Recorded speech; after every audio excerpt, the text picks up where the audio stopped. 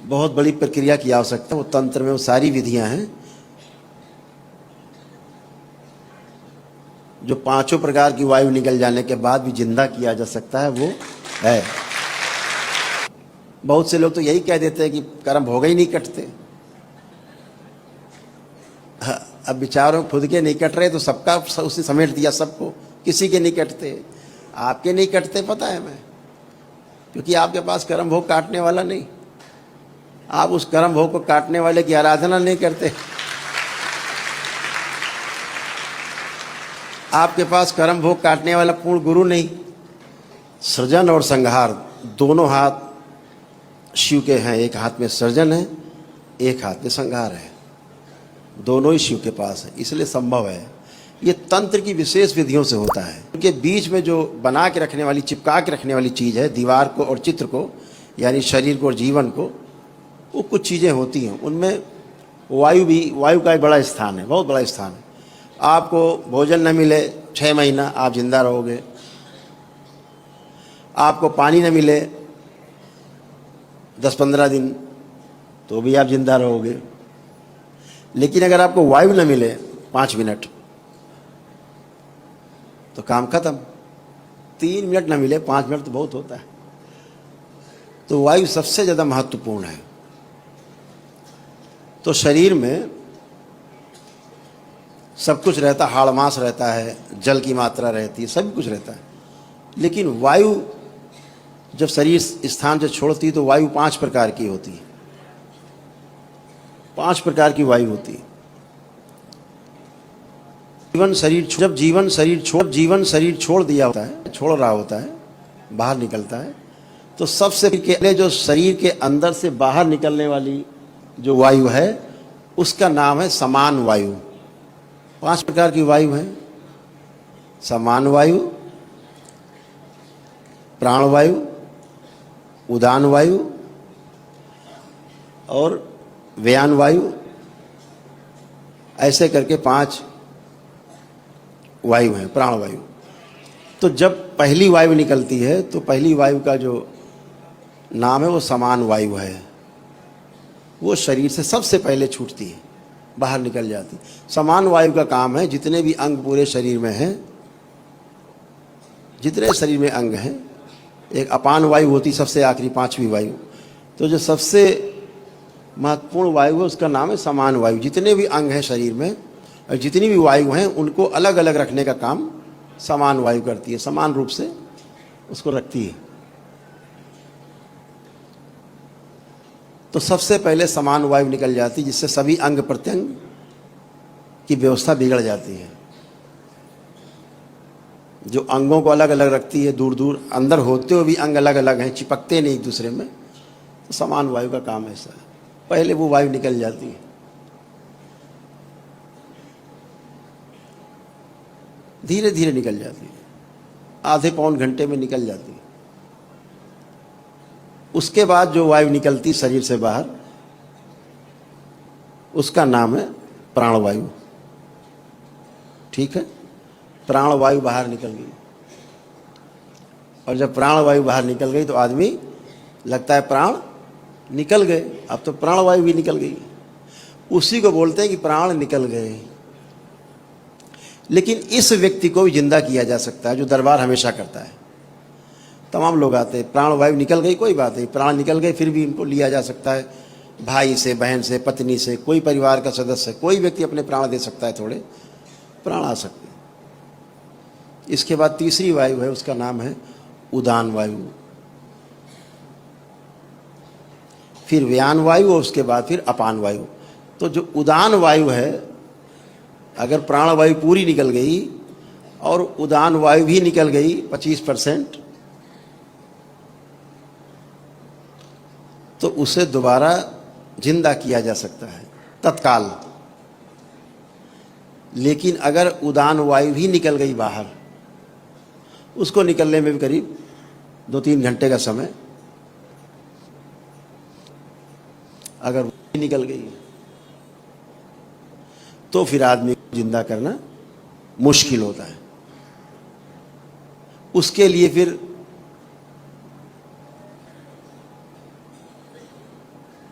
बहुत बड़ी प्रक्रिया की आवश्यकता है। वो तंत्र में वो सारी विधियां हैं जो पांचों प्रकार की वायु निकल जाने के बाद भी जिंदा किया जा सकता है, वो है।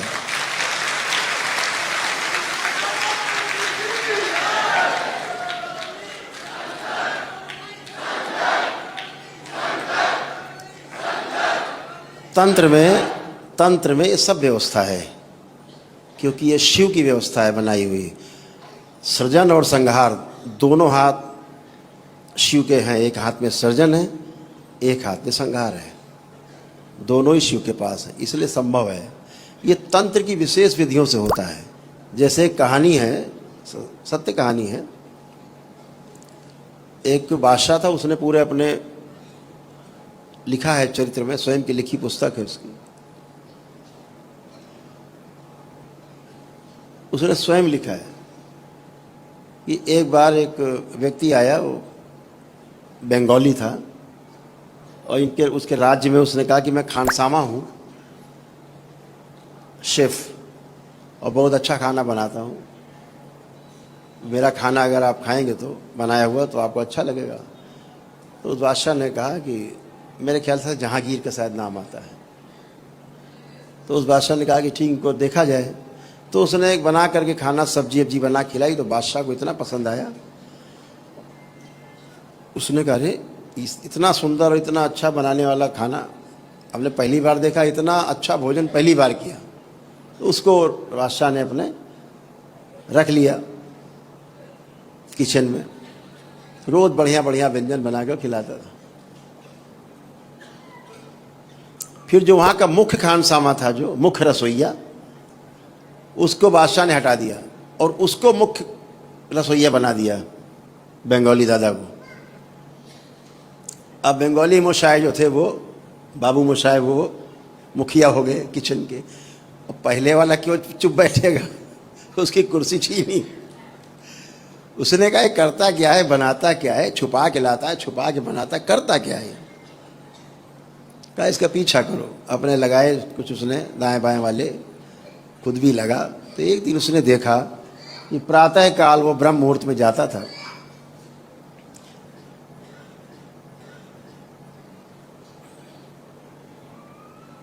उस तालाब के किनारे पहुंचा। बाबू मोशाय जो थे, बंगाली दादा, ये सब छुप के देख रहे थे।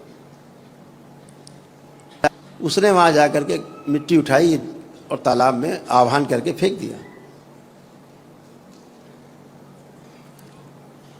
तो उस तालाब में से बहुत सारे सर्प, नाना प्रकार के रंग बिरंगे सर्प निकल पड़े।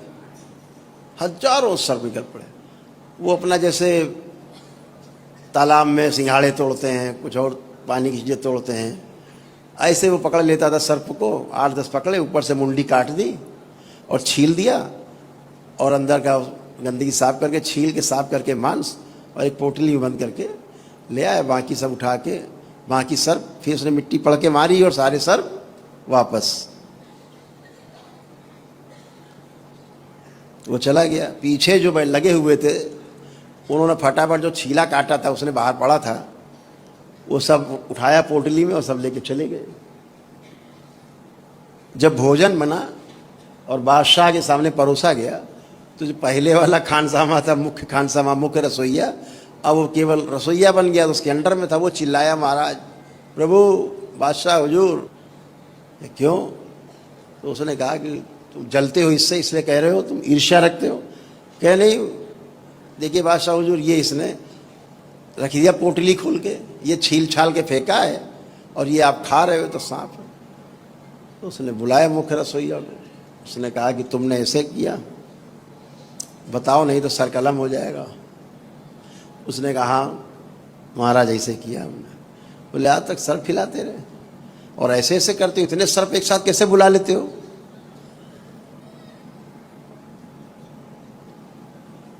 उसने कहा हमारा विद्या हमारे पास है, हम तो किसी भी सर्प को बुला ले सकते हैं, विद्या है। तो उसने कहा अच्छा, तुम एक ही तुम्हारी कंडीशन है तुम्हारी प्राण छोड़ने की, कि अब तुम मेरे सामने सब ये करोगे। क्या क्या कर सकते हो? उसने सब बताया।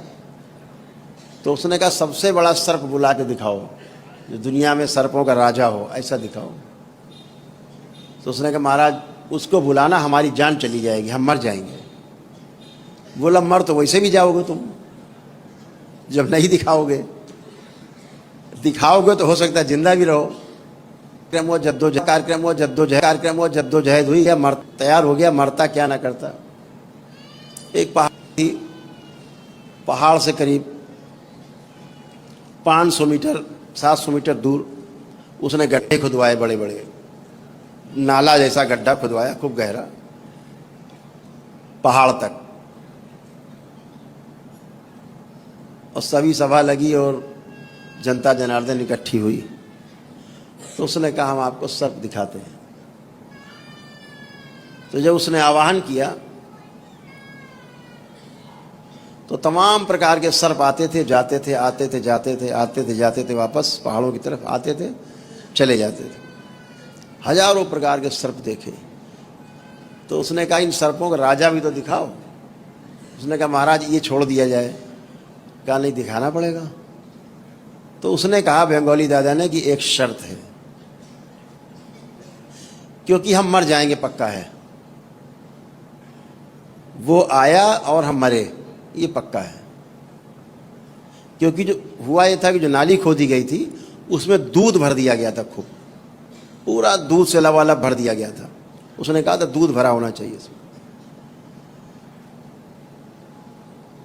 और कुछ खील होती है, दीपावली में प्रयोग की जाती, धान की खील बनती है, वो डाली गई थी। क्योंकि सर्प को धान की खील बहुत पसंद है। दूध नहीं पीते, दूध पीना पसंद नहीं। दूध पी के तो सर्प मर जाते हैं। इसीलिए नाग पंचमी में सबसे ज़्यादा सर्पों की हत्या हो जाती है, सर्प मर जाते हैं दूध पी के। जितनी मरने वाली संख्या नाग पंचमी में, उतनी संख्या किसी दिन नहीं होती। तो क्या हुआ कि वो आखिरी में मरता क्या ना करता। तो उसने बादशाह से कहा कि एक शर्त है, तो हम उस सर्प के राजा को बुला सकते हैं, क्योंकि हम तो मर जाएंगे। तो फिर तो बोले एक ही शर्त है कि जब हम मर जाएं तो यहाँ पर पहले उस एक तेल का बड़ा कढ़ाई रखा दिया जाए, बहुत बड़ा कढ़ाई। एक भैंसा रखा जाए, बहुत बड़ा भैंसा, ताकतवर भैंसा। और जब मैं मर जाऊं तो भैंसे का पेट फाड़ दिया जाए, उसके अंदर से सब निकाल दिया जाए और हमको उसके अंदर डाल दिया जाए, भैंसे के पेट में, और सिल दिया जाए। और फिर उस भैंसे को उठा करके उस कड़ाह में, तेल में ऐसे रखा जाए, उसी में डूबा रहे वो भैंसा। बोले फिर क्या होगा? बोले फिर मेरी बहन रहती है बंगाल में, उस तो मैं मुझको बहन आ करके मुझको जिंदा कर सकती है। उसके ये शक्ति उसके पास है। हम भी कर सकते हैं। बोला, उसने कहा कि हम भी कर सकते हैं जिंदा, लेकिन हम तो मर ही जाएंगे, तो अब जिंदा कैसे करेंगे? तो मेरी बहन कर सकती है। पता लिखाया, व्यवस्था की गई। तो उसने आह्वान किया तो सामने से पहाड़ जो है में दरार पड़ी, पहाड़ में फटा थोड़ा सा, और उसके बीच से एक सर्प निकला, बहुत मोटा ताजा सर्प। और उस सर्प के ऊपर एक छोटा सा सर्प बैठा हुआ था, यानी वो चल नहीं रहा था। उस सर्प के 3 फन थे, 3 फन का सर्प जो बैठा हुआ था। और जिस सर्प बैठा हुआ था वो सर्प चल रहा था, वो केवल बैठा था उस पर कुंडली लगा के। और जैसे उसने आकर के दूध में फुफकार मारी, क्योंकि वो दूध में ही खड़ा था, दूध में कमर तक खड़ा हुआ था, और जैसे दूध में फुफकार मारी, दूध खौला और वहीं वो काला पड़ गया और उसकी मृत्यु हो गई। ये लिखा हुआ है। तो उसको जैसे उसने कहा था वैसे ही बंद किया गया, भैंसे के पेट में तेल में रखा गया। फिर उसकी बहन आई महीने खाड़ में, 1.5 महीने में वहाँ से, फिर उसने आकर के उसको दोबारा से जिंदा किया। तो विधियाँ तमाम हैं, बहुत विधियाँ हैं। हमारे ऋषि मुनियों ने कुछ छोड़ा नहीं, सब करके डिब्बे